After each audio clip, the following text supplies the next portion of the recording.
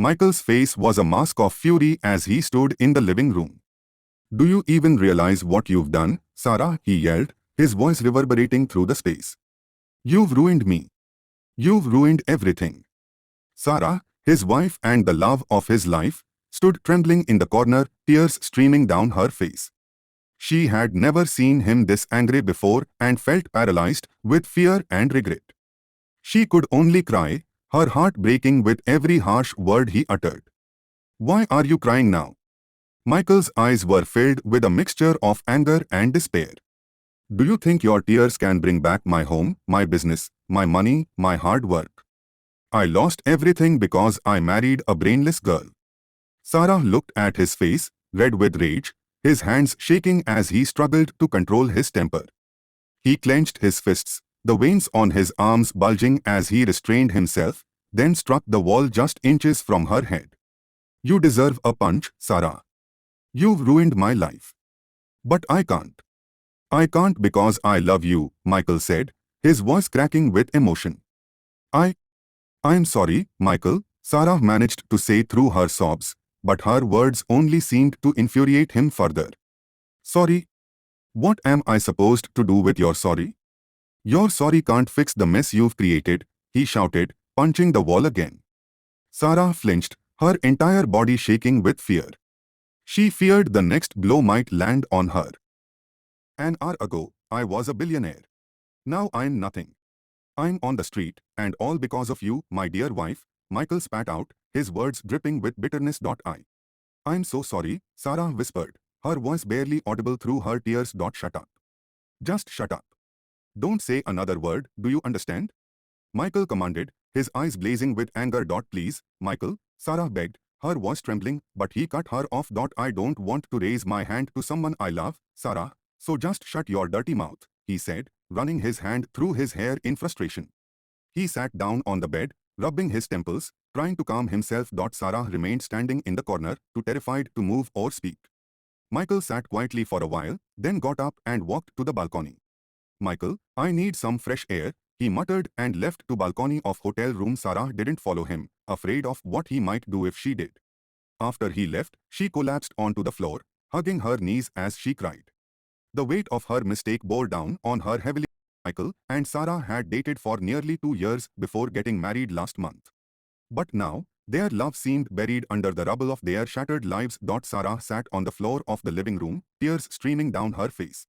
The memories of how she and Michael came to be together flooded her mind, making the present situation even more painful. She remembered the day her father, Michael's driver, had died in a tragic accident.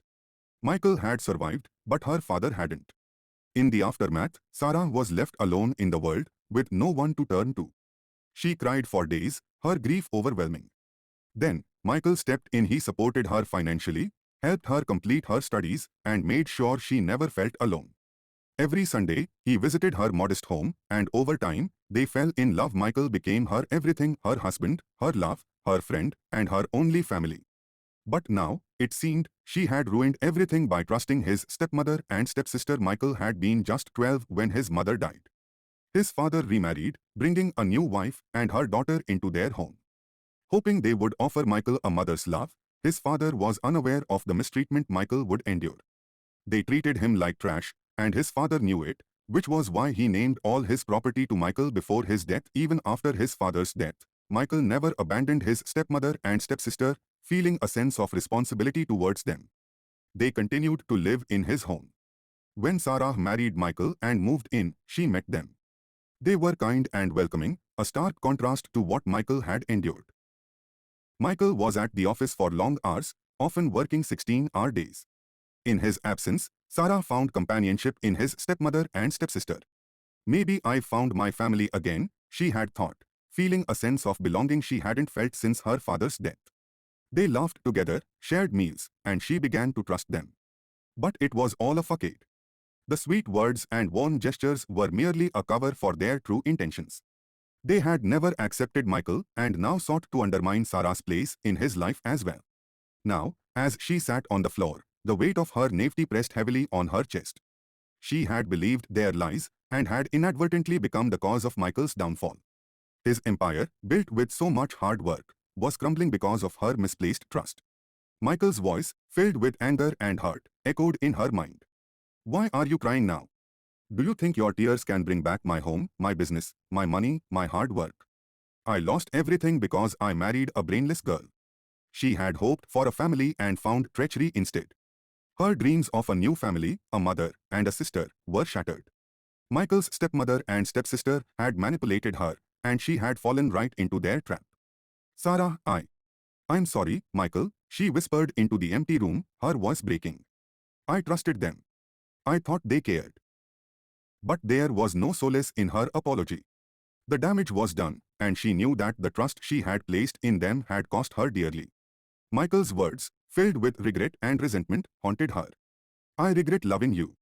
I regret marrying you. Sarah hugged her knees tighter, tears soaking her dress. The man she loved, the man who had once been her everything, now saw her as the source of his ruin. She had to find a way to make things right, to rebuild the trust and love they once shared. But at this moment, all she could do was cry and hope that somehow, some way, she could fix the mess she had created.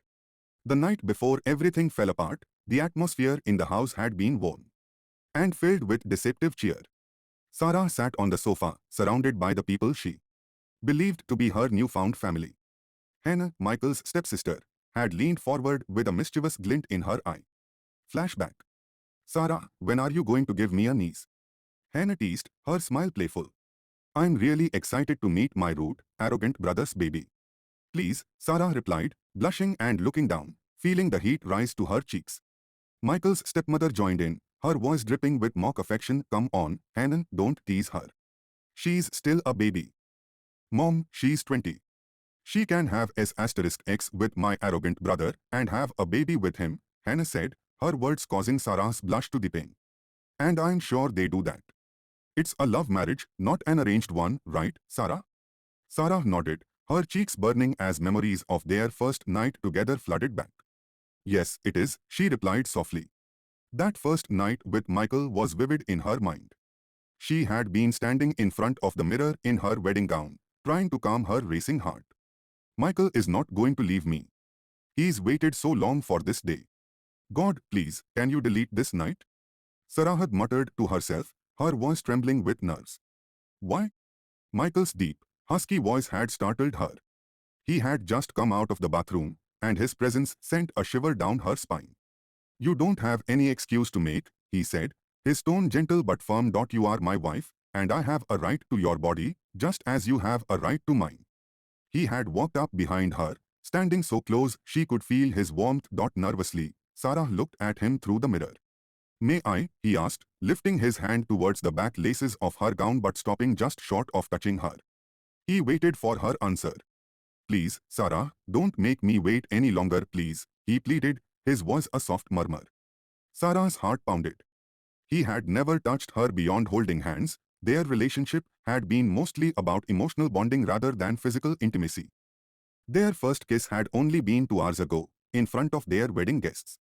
Despite dating for 2 years, they had never had the chance to be this close. But Sarah had prepared herself for this night. She took a deep breath, closed her eyes, and gave a small nod. Michael smiled, his eyes lighting up.